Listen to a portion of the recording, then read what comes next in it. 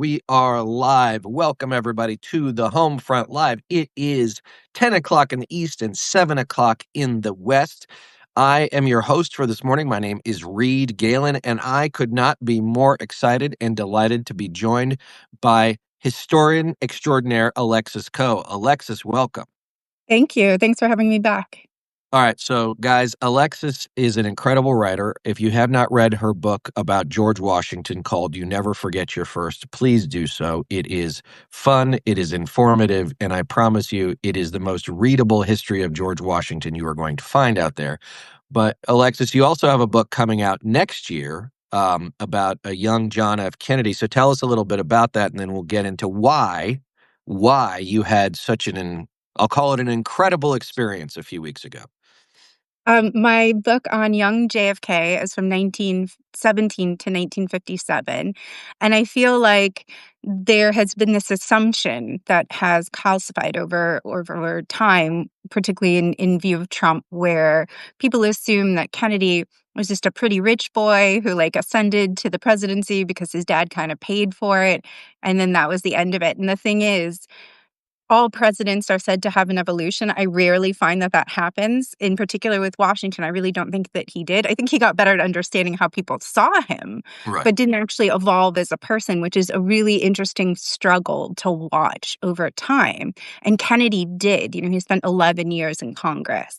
And so I'm really focusing on that. And then in the process, as a historian, you hope to find one new thing, two new things. I have found 3 categories of new things. So it's just beyond thrilling. I'm so excited. Well, good. Yeah. And because I think for most of us who weren't around, frankly, when President Kennedy took office, we don't really think about him before, that those first images of him standing on the west front of the Capitol, Absolutely. sort of extolling a new generation at the time. His generation, I think we would call them they would have been the greatest generation, right? That's what we would have called them now.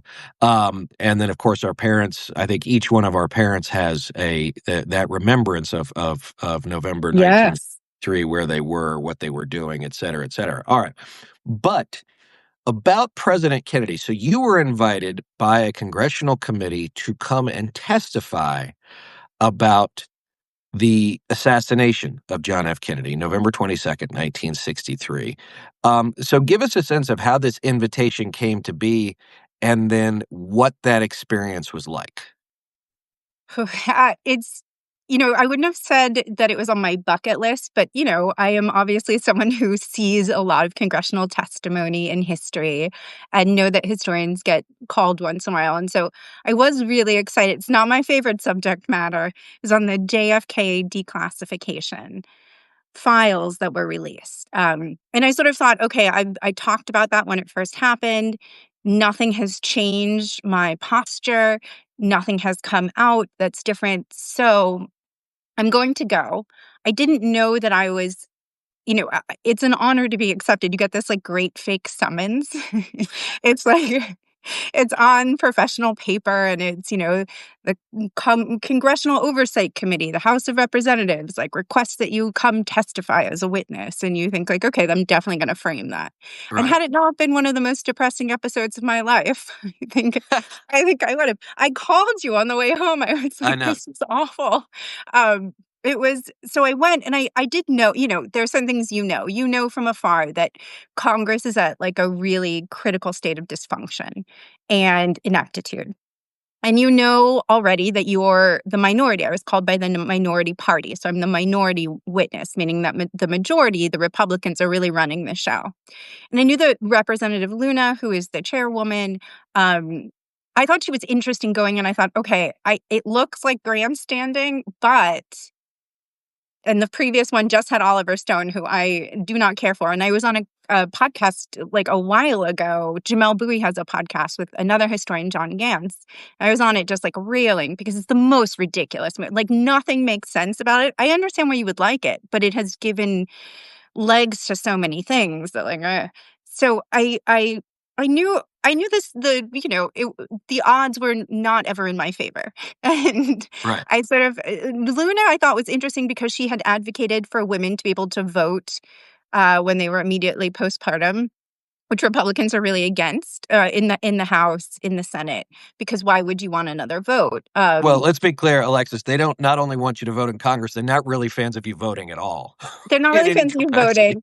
They like the pregnant part, unfortunately, once you have the baby, that complicates their version, but Right. they're like, sure.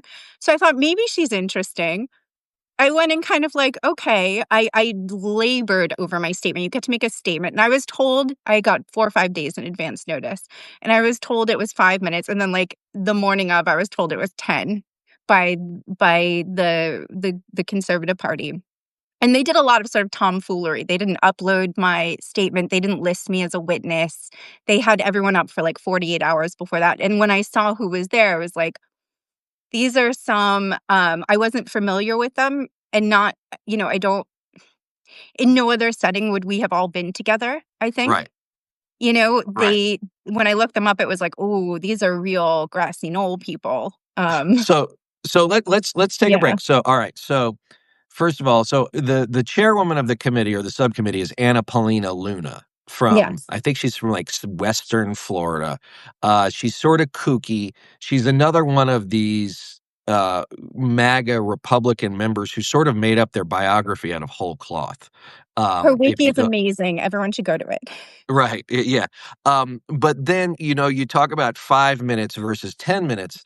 Well, first of all, if anybody's ever had the opportunity or the requirement to speak for 5 minutes, written statement, oral statement, like that's longer than it seems. But also for someone like you, Alexis, like, look, I could write a 10-minute statement in about 10 minutes because it's just blah, blah, blah, blah, blah, blah, blah. But you're thoughtful, right? That's the advantage you have. Disadvantage, maybe. Like I can just blurt it out.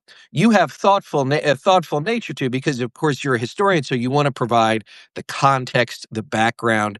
But also, as I read your statement, you were polite, you were diplomatic, but you didn't pull any punches in what you thought about this whole sort of farce either. Yes, I did. I went in, if I went in with an agenda, it was to win, not hearts and minds, but a heart, a mind sort of thing. And to really remind them that these are real people, that there are limitations in our ability to access information, sometimes for good reason, sometimes not.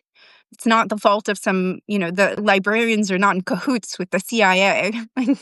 Quite the opposite, I think. And I wanted to win them over. So I crafted like a far too beautiful statement for it was like showing up to a barbecue in a ball gown, you know? It was like I was like, historians are like time travelers, and I was just here because I was just with Kennedy in the House of Representatives. So I tried to, like, juxtapose it, inspire them, but I also did a little testing where I said, "Nothing has come out of here that's new. The only thing I've seen is a lot of personal information I should not have because it's so sloppy and so rushed." There were, Social Security numbers of living people who are still in government. Right. And then I said at the end, because I had just seen Good Luck, Good Night in the city, and I thought, "Okay, I'm gonna get them." I'm gonna say, when Kennedy entered the Senate, which of course I'm sure they all aspire to do, he came in when McCarthy was, like, about to be censured, and that's because American people tire of that. And so I did sort of end it with, like, "You have a choice. You should make it. Like, this guy is not going to be holding you and, dictating everything you say forever if you want to continue in this life of, public service." So it was I definitely went hard. Yeah. Um, and I have heard a lot of comments in my email and such about it from people. Right. Well, I can only imagine. So let me Yeah. ask you this, just to take a slight step back. Why are they, from your perspective, I should say, why are they obsessed with President Kennedy's assassination? Is it this whole idea of the deep state and that there's always a conspiracy? Well, or is it distraction? What do you think it is? I think it's all of the above because it is curious, right? Why do they care so much? Why wouldn't they be talking about um, you know, other conspiracies that have to do with their party that they feel like their party has been the target of? Um, I think in general, it's really safe to say that Trump is fairly obsessed with the Kennedy family and with disparaging them. And so ostensibly, I do think, and this is sort of, he's taken everything that Kennedy created, whether it's US aid or the Kennedy Center or, cultural bipartisanship. And, Kennedy himself, when he was president, it's very hard to call him too liberal. And Right. he, throughout his entire career, said, I'm not that liberal. And he wasn't. Story checks out. A lot of people project onto him the way they did, like, onto Obama, for example. Right. And so I think that it is an obsession with the Kennedy family. And then I think it's total distraction because what was interesting is at one point, and we'll get to this, I'm sure, the one question I got was about this, access, blah, blah, blah. And I said, okay, this is a really interesting moment of unity because the one thing it seems like we all agree on is that the CIA during this time was absolutely terrible. So then why are you not putting in some kind of why are you just releasing the MLK archives in the same manner, like transparency, transparency, but they're not in any way offering context. So they're not contextualizing it. They're not putting anything that says like, hey, Edgar Hoover was awful. Right. And this is going to be 2.0. So, and they immediately, Garcia, the one Democrat who showed up at this ridiculous dance, the one person who showed up was like, oh, thank you so much. Thank you so much. We're all very concerned about that. Anyway, moving on. So they're not. They're absolutely not. And what really made me upset about this was it was like the emperor has no clothes. Everyone kept saying well, obviously based on this release, we need more. And they kept demanding more. And Luna was like, oh yeah, we're going to use every international relationship that we have that we've worked really hard for to get more. It's like, what are you doing? Eggs are $10. I couldn't even find them yesterday. This is ridiculous. Well, so, I mean, there's a couple of things there. One is, again, the whole idea of this, right? So, Yeah. you're coming down. I assume they're not covering your travel expenses, right? So, No, it is my honor. It's my right, it's your patriotic honor. honor. Um, then it's, you talked about Oliver Stone. So did they show JFK as like a JFK the movie as a documentary, right? Which was such a ridiculous thing, and all of this. And then you had which Garcia, which rep? You said Garcia, but which? Robert Garcia. All right, so you got Robert Garcia. So it all, this is something I think you and I spoke about, which is like, you've got Luna up there being as crazy as she can be because she's trying to get her 15 minutes and they're all trying to get their 15 minutes. And then you got Garcia, who's like, should be the one, if you're in the minority party or the opposition party, maybe that's what they should be saying, like, this is crazy, right? Like, all of this Yeah. is crazy. Like, maybe we Yes. shouldn't do this anymore. Yes, he should have, and he kept saying, look, I believe in access. He had some good things to say, but he didn't take that step. And that's when I realized that, they really, we see this from far and we think, they have no backbone. They don't know what to do. They aren't coming up with phrases. They aren't, really an opposition party under these circumstances should be way ahead. They always have been. That's how the Republicans came to power.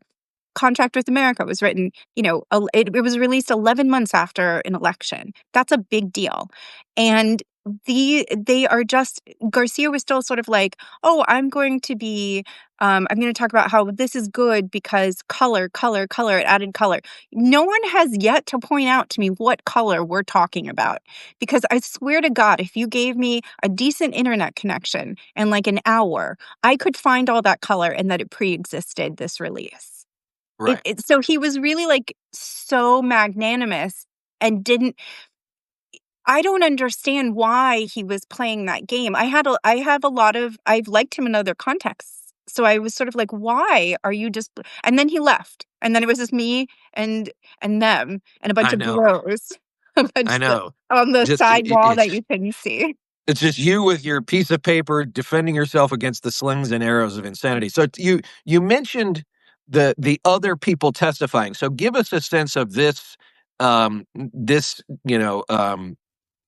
murderer's row of zombies. Uh, so I want to put, this is not my phrasing, but I think it was, I saw it constantly on socials and it was like elder abuse in some cases. There was one man who was on a screen, and what we should talk about the screen because he was the small picture on the screen, and the big picture was Tucker Carlson. And it was like a group shot, and I'm pretty sure Joe Rogan was on the other side, but I wasn't wearing my glasses, and my allergies were, I wasn't wearing contacts. I'm vain. So I was like, I can't see what's going on, but I'm pretty sure that is also Joe Rogan on the other end. And you have, Right. I mean, it was bizarre, but you have this man who's like, you could not see his face. He was hunched over, he was drooling, he was falling asleep. They had to take breaks from him. He's remote. He's propped up by two people. And then at the other end, you have a man who was 25 and in the ER when Kennedy was brought in. So now, he's just minutia, minutia, minutia, and then all of a sudden he'd be like, "And LBJ was in on it." You're like, one, wow. Two, that's not your expertise. These people had, one was a judge at some point. They had one or two had tangential links, but otherwise I was like, "You're from YouTube. Like, what is happening here?" And no, and everything they said was entered into the record without any sort of, even if you buy 500 copies of your own book, the New York Times, it makes the New York Times bestseller list, they put a little asterisk. It's like, Oh, really? this wasn't, Oh, I yeah, didn't know that. this wasn't right. This isn't like, this is a little sketchy. And Yeah. that's all I wanted. That's all I wanted. I was just like, I was the last one to go. And of course, she didn't even introduce me. She kept saying crazy iterations of my name. I've never heard Coe before. I've heard Coe. I've heard a lot of things for Coe. I've never heard Coe. And she didn't introduce me. She didn't like say my bio. And I finally, when they get to me, I almost want to take a minute, but I know I can't. But I almost want to be like, I just want to say everything was wrong. Like 99% of this was wrong. So they didn't bring their A game. They didn't bring their A game. Right. Well, Yeah. and that's the other part. I mean, I think sometimes we forget, people say if you look at you mentioned incompetence at the beginning, and people are like, these people are incompetent. Like, that's the point, right? Yeah. Like, the incompetence is the point. Now, typically the bad guys will trade incompetence for somebody who is truly bad and good at their job, right? Yeah.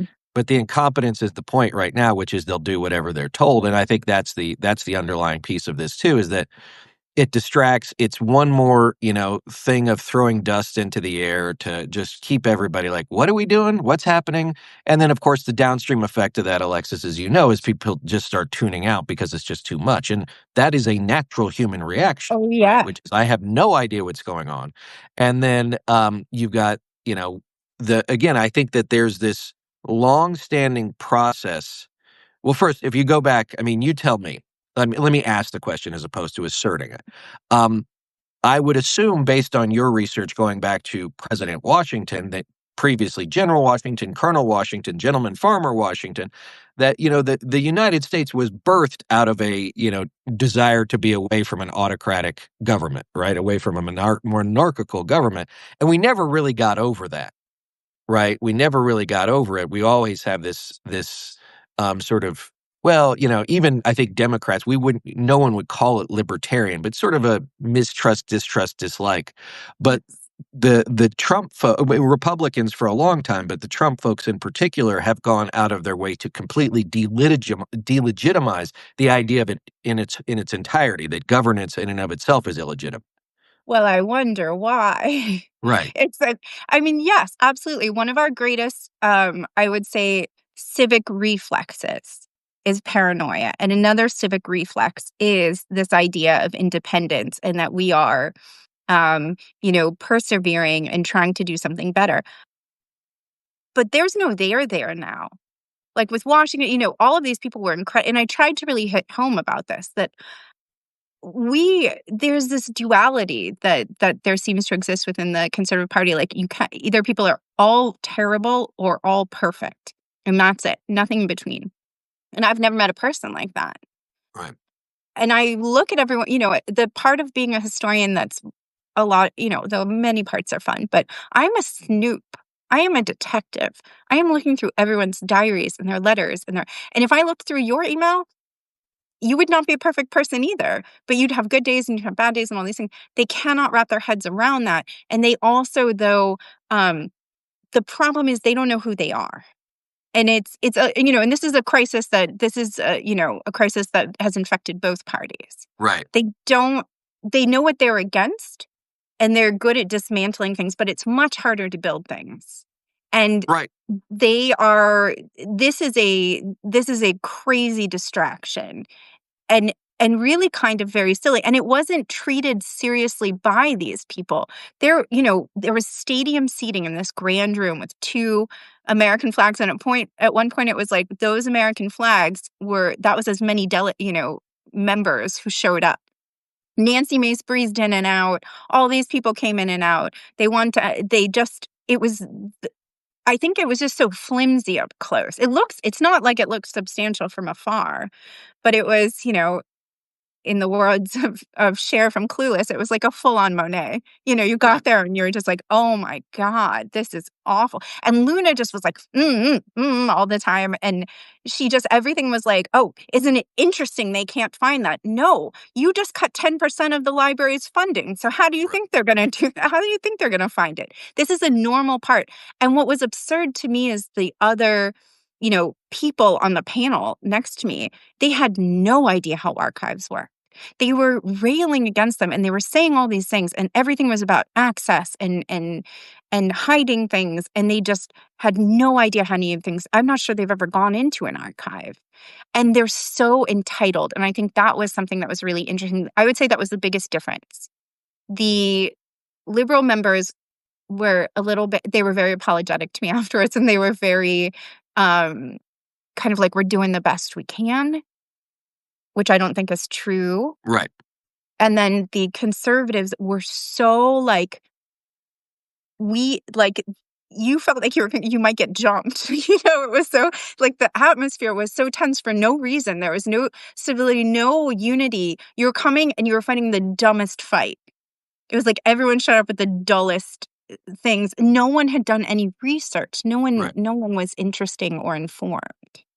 Well, I mean, look, there's a couple things we know historically. One is that the fight has to continue, right? The revolution can never end. Right.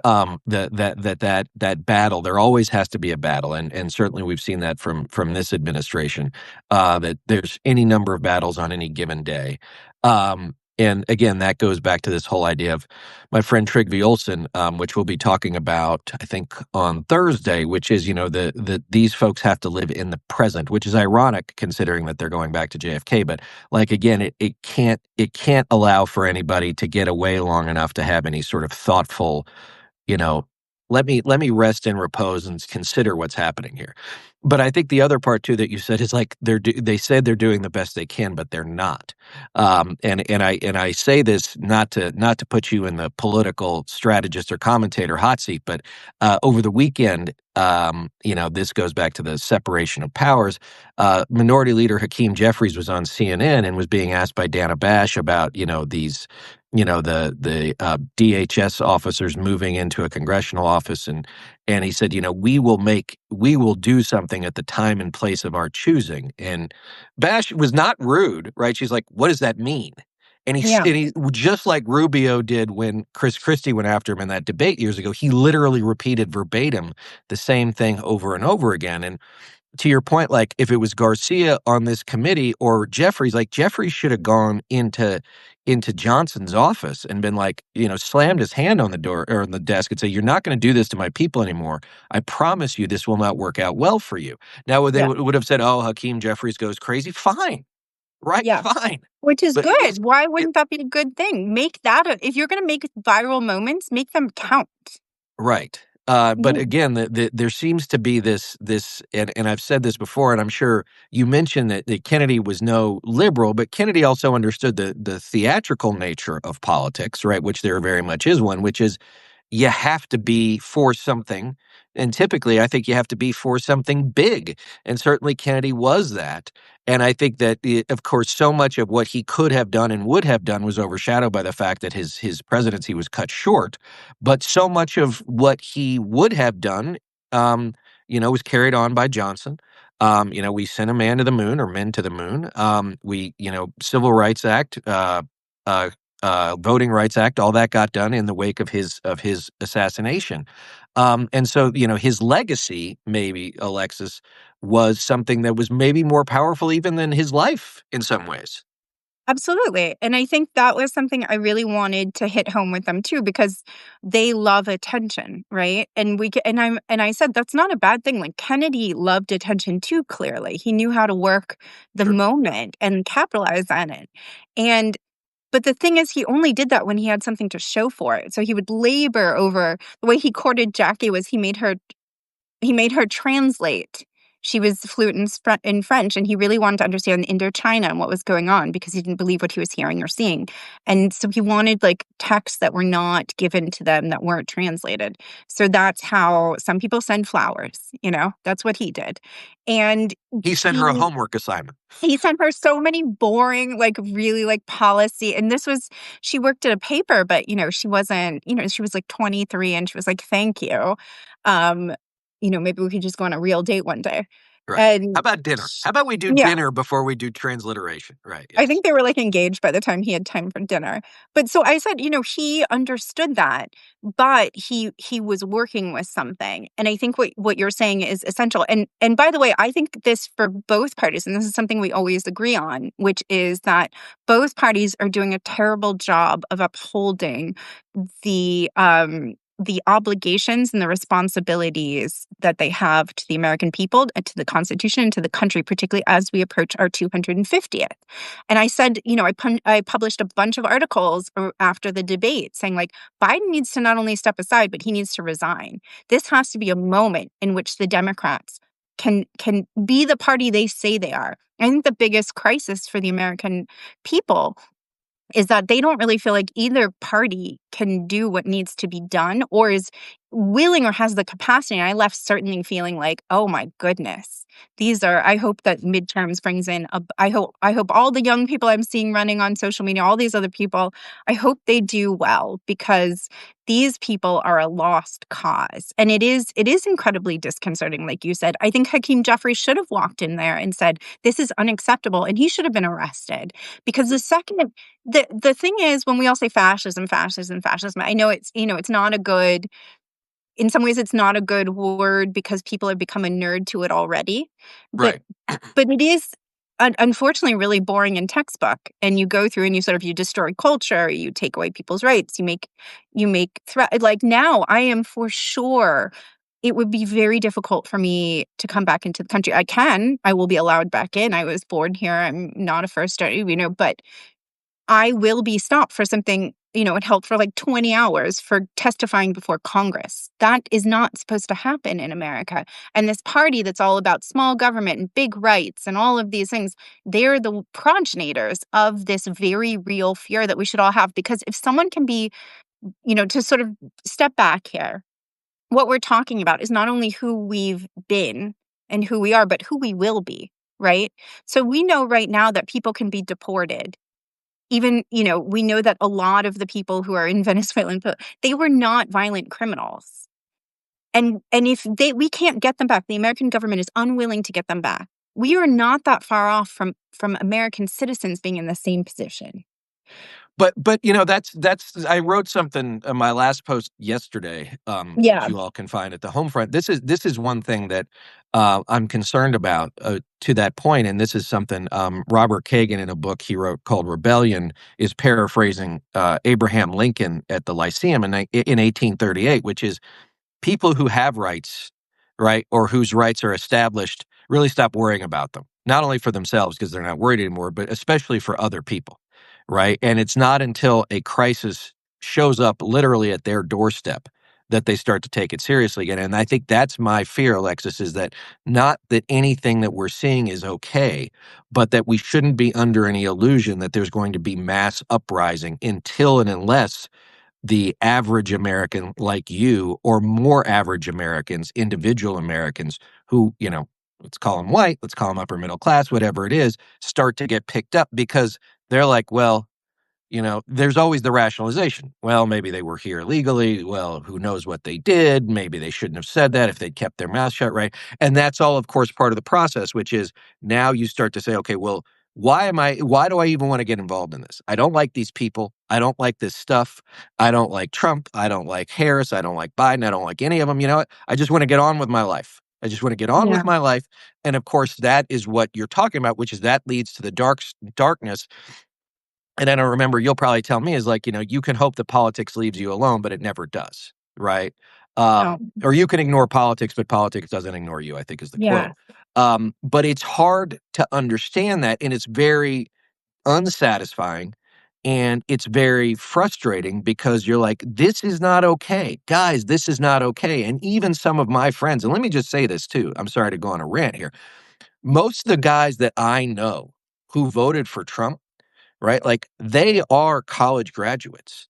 A lot of them went to grad school. They have good jobs. They live in nice neighborhoods, right? They got a little bit squirrely at the beginning of April with the whole Liberation Day tariff thing because they saw Yeah. their 401ks taking a nosedive and the market taking a Yeah. nosedive.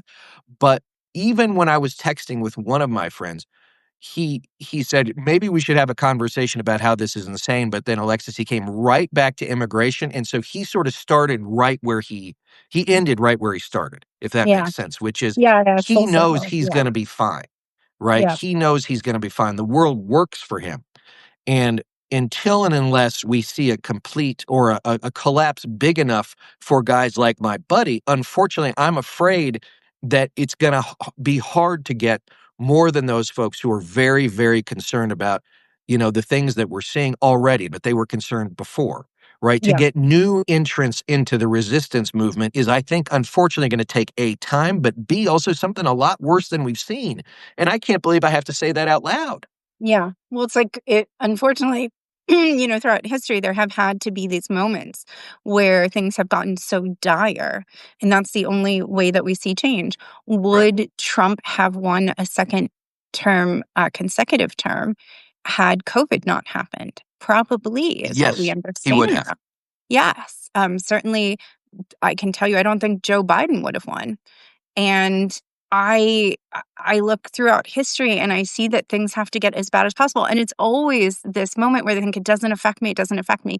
The thing is, I understand and I was raised by conservatives. I understand all of this. And I consider myself, which is very hard for people to America first, country first, and I'm pretty much bipartisan. And right now I don't like any of them. I don't like either party. I don't think there's a good alternative. I have a problem with even the most progressive, the most this, the most that. But I think the issue here is when there is a lack of empathy, when there is a sliding scale for rights, you're only safe for so long. The Right. people you love are only safe for so long. You may think ostensibly this is not going to, I can figure out how to game this financial crisis. I can figure out how to replace the people who worked for me. I can do all of these things to make my life as comfortable as possible. And then it happens. And then something happens. And you realize, "Oh, I didn't see this coming." There's a lot we did not. Did anyone see an Elon Musk coming? There's so much that people have not seen coming, and they're just not getting the memo that what you want is an agreed upon set of facts and principles and values, something we used to call the Constitution, Right. and then you wanna move forward, and you can debate it for the rest of time. That's what amendments are for. But there's a reason we have due process. And when I think about, anything to do with rights, it has been such an evolution. You named some of them. Was voter fraud a big deal before 1965? Absolutely. Like voter rights, access, blocking access, all of these things. It was pretty terrible on a myriad levels. Yeah, you could make an argument that the postbellum South, right, the Jim Crow South was not those states were not small d Democratic. They were big D No. Democratic, but they weren't Yeah. small d Democratic. Absolutely, and then you go forward and you have 1965, the Voters' Rights Act. Everything is basically fine. There are minimal cases. The reporting is so low, it's almost, like, cute that we had so many people regulating it, and then you have it gutted, and now we have problems again. And you also, though, what we're talking about here, not only with voting, and we talked about it with transparency, with all of these things, let's just make it clear that this is projection. Oh They're yeah. telling you what they're doing. And then but they are accusing you, the other party, whomever, of doing it. They're doing it. They're telling you what they're doing. And I think that's what's so scary to me because there are all these really, really intelligent people on both sides of the aisle who are they're sort of at a loss. And I think the problem is we really have a crisis of leadership here. But another thing that I think Jamel Bouri has been doing, I've been doing it, I think you've been doing it too, is you don't say they're unconstitutional. You have to say they're anti-constitutional. Because Mhm. this isn't about unconstitutional makes it almost seem like a really quaint debate. Like, oh, it's those Right. people in government. They're like fighting about whether something is in the Constitution. It's all vague interpretation, blah, blah, blah. Sure. We've seen courtroom dramas before. That's not I what watch this Law and is. Order. Right. Yeah, that's not what this is. This Right. is not procedural. This is the procedure. It doesn't matter. The Supreme Court can tell this president, you can't do that. And he'll be like, I think I can. Right. There's no and everyone is complicit. We've never had a trifecta presidency like this, and it is absolutely terrifying for someone like me to watch. But we were supposed to evolve, and we haven't. Like, this is definitely a part of testifying that was so disappointing to me is, as a presidential historian, I am like a complaint box for the presidency.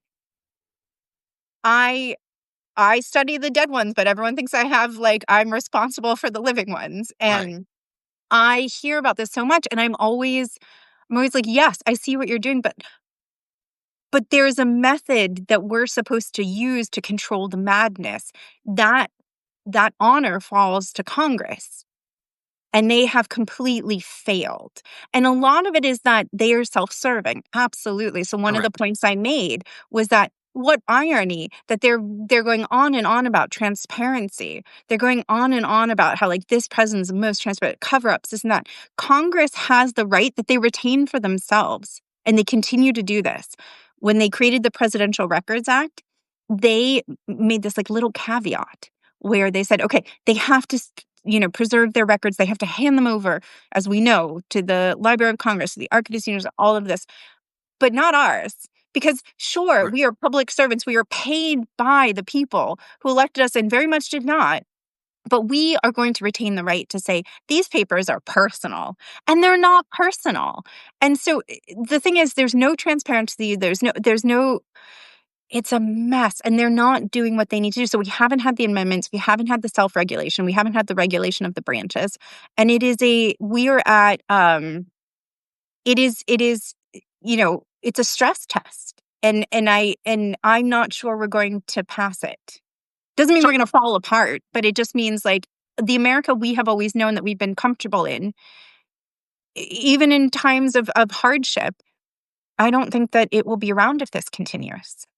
so let me ask you this. So let's go back to, and I know that as you said, you're responsible because you're a presidential historian. You're responsible for all the presidents, whether you Sure. studied them in particular or not. Mhm. But let's go back to say the late 1960s. Yeah. We've got Vietnam, which is tearing the country apart. We have the 1968 Democratic Convention in Chicago, where the Chicago police are just rampaging around Grant Park and other places. And it really looked as if the country was coming up. We have riots, cities are on fire. Kent State, right? 4 students shot by National Guard troops. I can't imagine what would happen now, right? I mean, I can't imagine why there wasn't the uproar then. I mean, obviously there was, but that's the thing is like we survived that, right? And we survived that even through Nixon and Watergate, and Ford, and then we had this sort of aberration of Jimmy Carter. But then he was immediately seen as, we had stagflation in Iran, and he's weak. And then we get Reagan.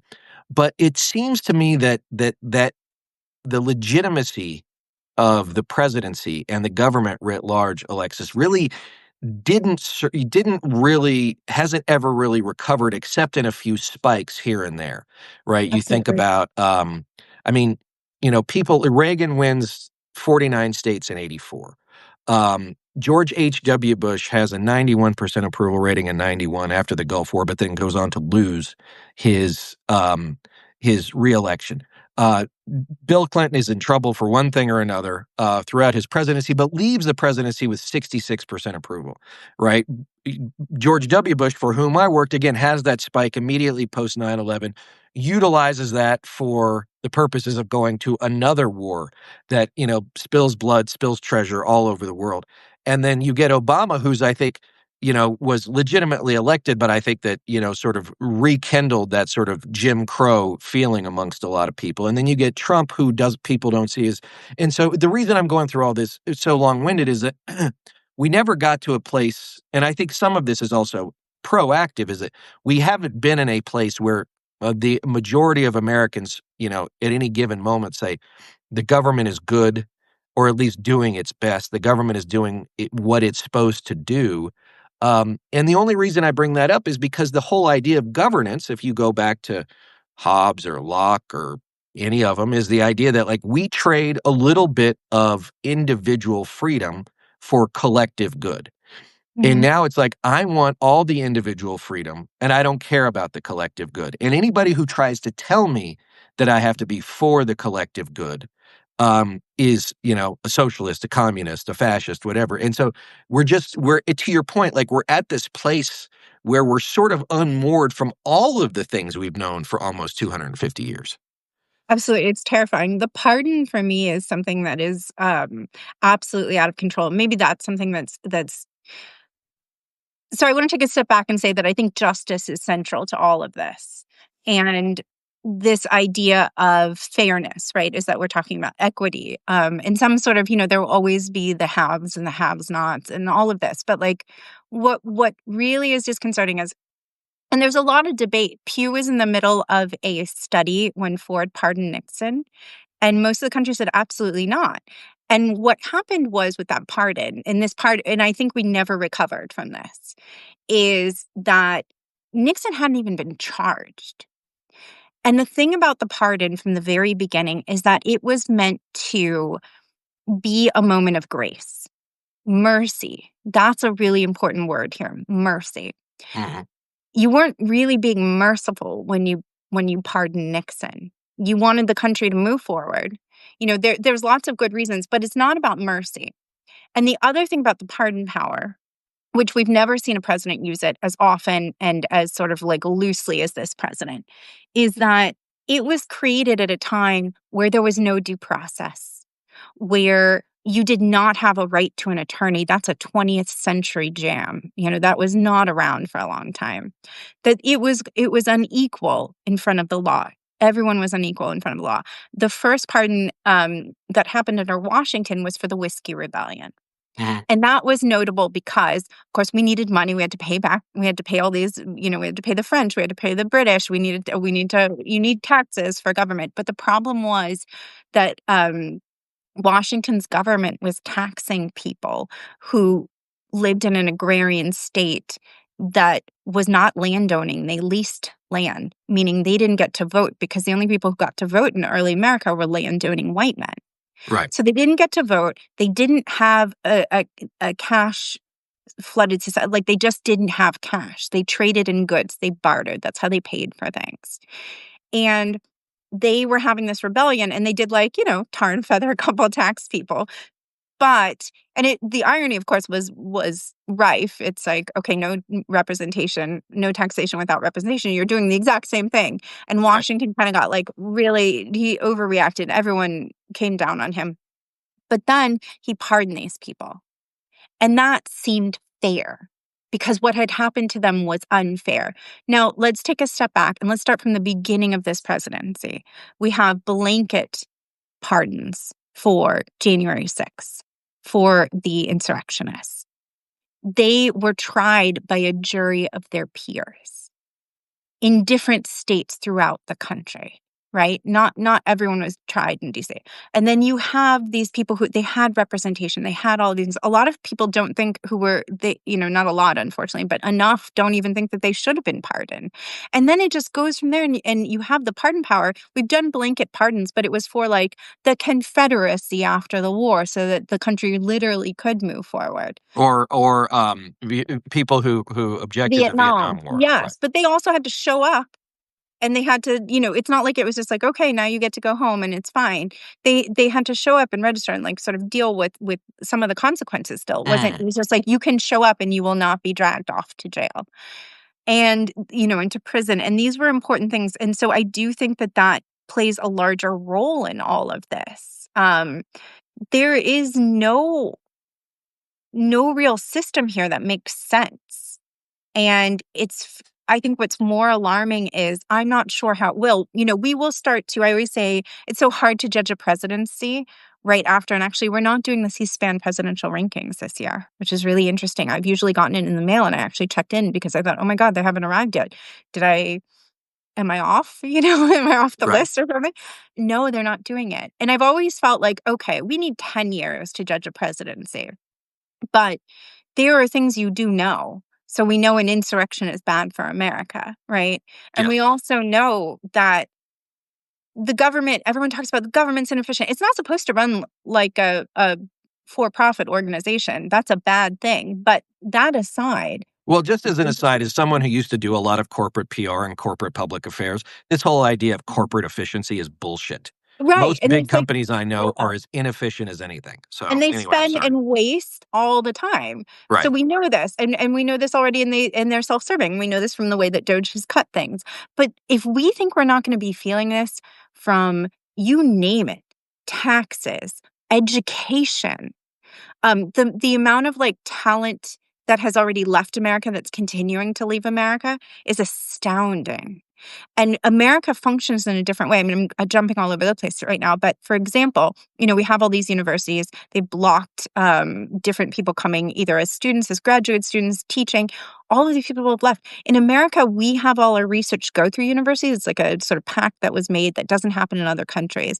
And now those people are leaving to go to other countries. The things that make America exceptional are kind of all interrelated with these agencies, with these different entities. And when we can't send our children to school because it literally can all these things, it's gonna be a problem. We're gonna feel this immediately. We already do.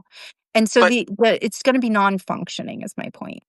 but so there's a couple of things. One, it was no less, President Eisenhower, when he left office in 1961, he gave his famous military industrial speech, which you should read. But Yes. one part in there, Alexis, too, is he says, and beware universities who start doing things just for the sake of government funding. Right? Yes. Like he was Absolutely. he was worried about that too. But the other part, and this goes back to what I was writing about yesterday, is like those things are all true, right? And this is the other part too, is we've too many of us have lost the ability to hold contrary or multiple thoughts in our head simultaneously, which is Yeah. all of the things you just said were true.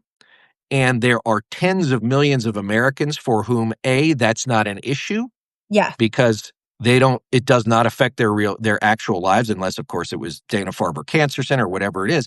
But or B, those are worlds in which they have not inhabited, they nor their families will ever inhabit, Yes. and they don't like them because they have a pretty good idea, and I think based on my observations of the last few years, is they don't think those people like them either, right? Right.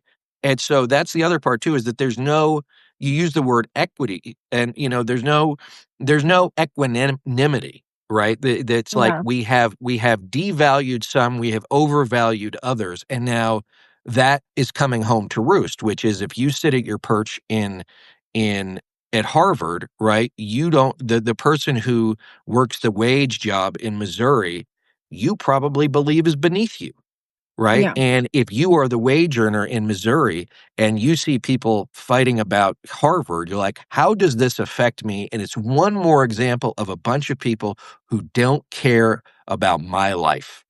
Yes, absolutely. But then you also have this situation in which, Trump is talking so much about factory jobs, more factory jobs. There are something like 100,000 vacant factory jobs right now in America. 500,000, yes. I'm sorry, Per Mike Rowe. 500,000. Yeah, Yes. Mike Rowe, yeah. I think it was going for New York exclusively, but so people don't want those jobs, and we're deporting a lot of the people who would have, deigned to do those jobs. But And we've also yeah, devalued both socially and absolutely. economically those jobs. Absolutely, it's not a living wage, and so some people, it's an absolute mess. So you do have this sort of, it doesn't affect me, it's not a part of my life, and you have these like worlds that you're isolating here. But then you also have this repetition, and that, of course, is where the Conservative Party always wins. Is they're going to come down with like five different things they're all going to say, and they're just going to keep repeating it, and it works. It works every single time. And then you have the Democrats who are just still scrambling.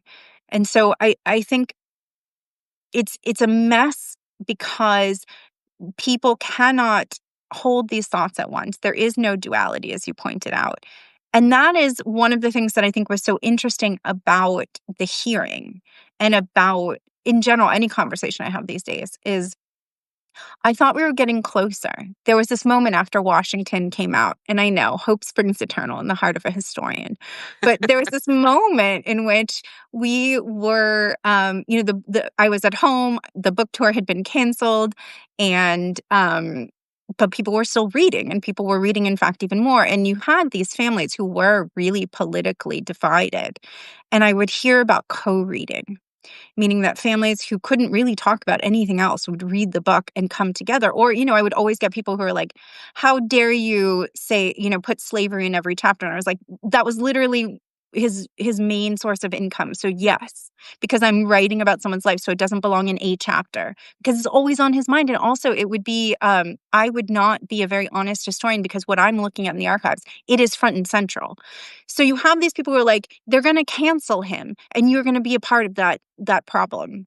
And I'm like, best of luck. Like, how do you do that? How do you cancel George Washington without, please walk me through this process. And so you have them and they were like, okay, fine. Yes. I just think it's too much. And then the conversation could be, why do you, it's not that it's too much. It's that you feel like somehow you are being told you're wrong. So Right. what are you saying and doing in your own life that makes you feel a little vulnerable here? You don't have, and that's something that we all have to sort of like deal with on our own, because bigotry has always been in our homes and in our office. Like this has always been in the Oval Office from the very, And throughout human history, like none of that's new. yes. And that is something that somehow it's like, no, I'm not a bigot. I just don't want anyone of color to be equal to me. It's like, well, I think that maybe there's like something going on there. And we all sort of struggle. And then at the other end of the spectrum, you have all these people who say, I don't want to know about George Washington because he enslaved people and he was this and he was that and he didn't care about anyone but white men, rich white men. So like, I don't want.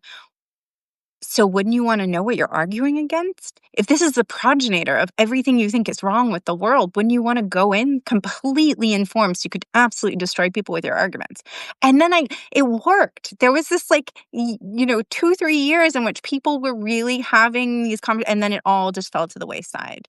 Right. And then you have things like, the authenticity, I think, is also something that, we're not going to really have time to go into. And we've talked about it before, but it is this idea of, politicians and even people, your neighbors, everyone sort of like really just being honest about what's going on and not necessarily caring about the optics, but also not caring about how things sound. Everything is so performative these days in a way Right. it really wasn't before. And I think that's the plague of our time. But if it would, but on the performative piece, if it was performative, there was a point to it, right? Yes. You were using grandiloquent ideas or ideals or words in a certain way to make a broader point that you were trying to get across, right? It was a means to an end as opposed to just the end in itself, which is I'm going to go out because if I look, just as an aside, right?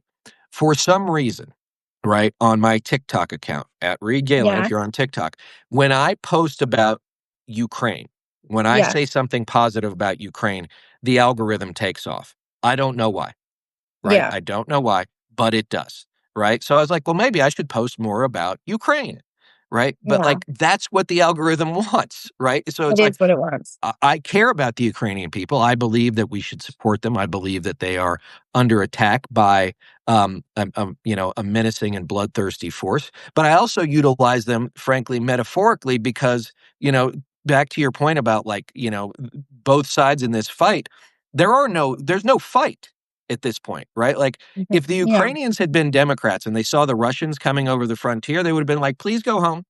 Please Right. go home. Please go. Wait. Where are you going? Come back. Right? Like that's the kind of stuff I'm talking about. Like, is if you really care about this stuff, demonstrate it through action. Right? Even words. Start with words. I'll take words, but demonstrate through Yeah. action. And I'm not talking about action of like sitting on the Capitol steps and having weirdos come sing to you. Right? Like that's not what I'm talking about. That's not action. That's again performance for its own sake. And again, I think that we have to take a step back to your point, Alexis, and this is the hard thing that I am struggling with as we look into the future. It could look, this man is going to be president for the next 3.5 years, all things considered. We don't know what will come next. We should expect that MAGA is not going to disappear because the poison is seeped into the states. And not only that, like come 2030, we're going to have about 12 electoral votes and congressional seats go from big blue states to southern red states, right? So that's the Mhm. other part. But like if we are not able to coherently and cogently and inspirationally make an argument for not only what we were supposed to be, but what we should be and what we can be. And I'm not talking about we need to build more houses or like why haven't we had high-speed rail in California? Like that's technocratic gobbledygook, right? Like, why does anybody get off their couch to vote? Why does anybody Yeah. leave their neighborhood to go volunteer somewhere? Because the Yeah. idea is we're better together than we are on our own. But like that in and of itself is like almost a revolutionary thought now. Yes, absolutely. There's no civic impulses in the way that we really need. There's so much to be done. And one of my favorite parts about going to a place like Iowa to give a talk is everyone is like, "You've never caucused before?" My goodness. Are you even a citizen? And Right. I think but they really enjoy it. And there's this idea that, like, government and 3 branches, it's a crisis also of storytelling, right? This generation just does not have good storytellers, and that's a few generations, actually. But there's no, fun to be had and no sort of the power that people seem to really want over other people um, is not just it can be garnered through other way. Like I really would love to see a real civic struggle, but there's no joy or pride in it. And I think that is something that's like a real crisis. And a few fellows at New America have been working on this, and I think they're doing good work and they're working with museums and such. But this is not my world. I don't Right. know how you get that, but I find it like now I do want to caucus. They made it sound so fun. I 100% want to. Well, look, I mean, I worked on the 2000 caucus on George W. Bush's campaign, and this is why people could say, okay, Iowa's not representative of the country. It's okay, like I'm not talking demographically, but if you are someone who is willing to go to a church or a high school gymnasium or whatever the other caucus site is on a night in January, and let me just tell you, as someone the caucus night, let me tell you how cold it was. It was so cold, Alexis, that the heel of my shoe froze to the tarmac at the Des Moines airport. Yeah, That's how cold it was, I believe right? that. Which Yeah. meant like, and I was like a volunteer on a campaign. These people intentionally left their homes to participate. Yeah. Right? Like that's civic engagement. There's another part too, just and I don't want to get, I love my Hawkeyes and and I love the Cyclones and I love I mean, I've been to all parts of the state. But the other part too is like they take it seriously. I Right? do. Like as the New Hampshireites do too. That's it's closer to your part of Yeah. the world. Like if you can't answer the question of the guy in Indianola, should you run the free world? Right? Mm. If you can't put up with a flinty New Hampshireite, do you think you can deal with Vladimir Putin? And that's why, like, the running for the presidency is like sort of the greatest political gauntlet humanity's ever come up with because you have to be able to do it all. And very Right. few people can. Yes, absolutely. And I think the emphasis is on very few people can and very few people should. Right. And because it's mid 2025, if you want to be the presidential nominee in 2028, maybe you should do something else other than tell people that's what you want to do right now because it is way too early for any of this stuff. You guys are not focused on the fight in front of you. You're focused on your own ambition. And my fear is that, unfortunately, Alexis, their ambition far outweighs anything other than why they actually want to run for office, other than they think they'd be better than A, their opponents, or B, Donald Trump or J.D. Vance or whoever. All right. I have Yes. taken too much of your time, Alexis. Before I let you go, where can folks find you here on Substack? Where can they find you online? And where can they find your books? My Substack is called Study, Marry, Kill. My books are available in most bookstores, Amazon, bookshop.org, all the places, and libraries too. And I'm around Blue Sky, not that often on Twitter. Instagram is a good place to go. And I love to hear from people, most people, and engage. And I think I do think of this as I am a public servant of sorts. And so I'm always happy to really contextualize or answer questions directly. But of course, I have too many opinions and ideas of my own.